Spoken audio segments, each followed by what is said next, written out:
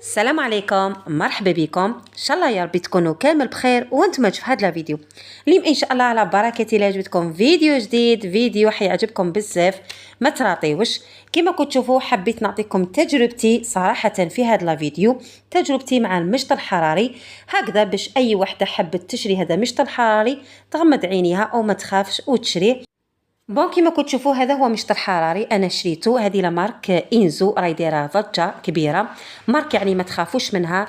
دوريجين، هذا مشط الحراري اصلي، غني عن التعريف، راهم كامل حطوه في اليوتيوب، وين تروحي تلقي هذا مشط الحراري. وشو حبيت نعطيكم هكذا فكره على مشط الحراري، باش ما اي وحده حبيتي تشري مشط الحراري ما تخافيش. وكيما عودتكم لينا دائما اي حاجه تشريها وتجرب اي حاجه دائما تحب تبارطاجيها معاكم، واكيد راح نفهمكم كامل في هذا المشط الحراري. كما كنتوا تشوفوا ماركه انزو اصلي ما شاء الله. انا الحاجه اللي عجبتني في هذا المشط الحراري عنده ميزه خاصه فيه، ما يحرقش الشعر، مخدوم بالسيراميك، الاسنان تاعو بالسيراميك ما يوجعوش.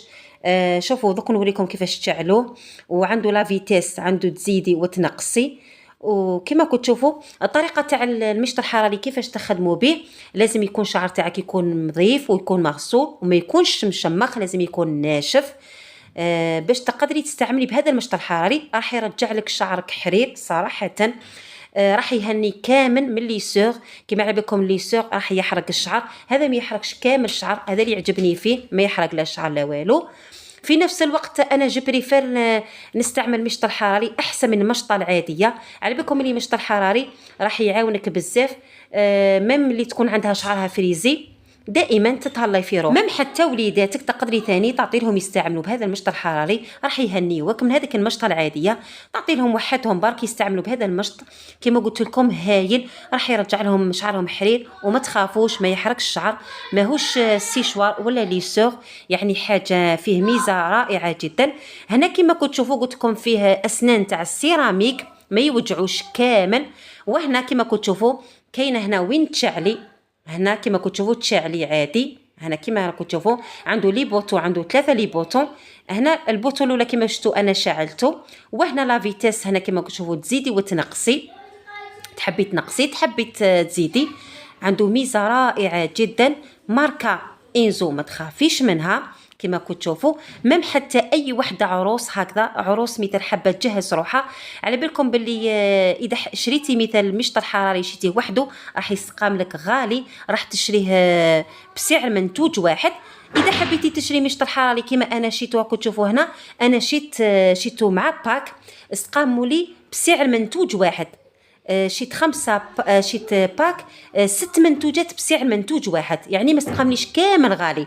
كما كنت تشوفوا هنا ثاني اللي حابه تجهز وراي عروس، ثاني نعطيك نصيحه، ننصحك اختي كاخت لاختها، تنصح اختها بهذه النصيحه.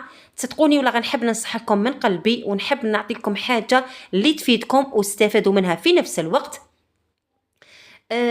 ثاني هنا زيد نعطيكم نصيحه، اذا حبيتوا تشروا هذو الحوايج اشروا على واحد لازم يكون كونفيونس يبيع لكم حاجه كونفيونس. اكيد لينا حتحطكم لاباج تاع صاحبه اللي شيت من عندهم هذا المشط الحراري، راح نحطكم لاباج في التعليق المثبت، نثبت التعليق، نحط لاباج تاعهم، نحط رقم الهاتف تاعهم، تتواصلوا معهم اذا حبيتوا تشروا.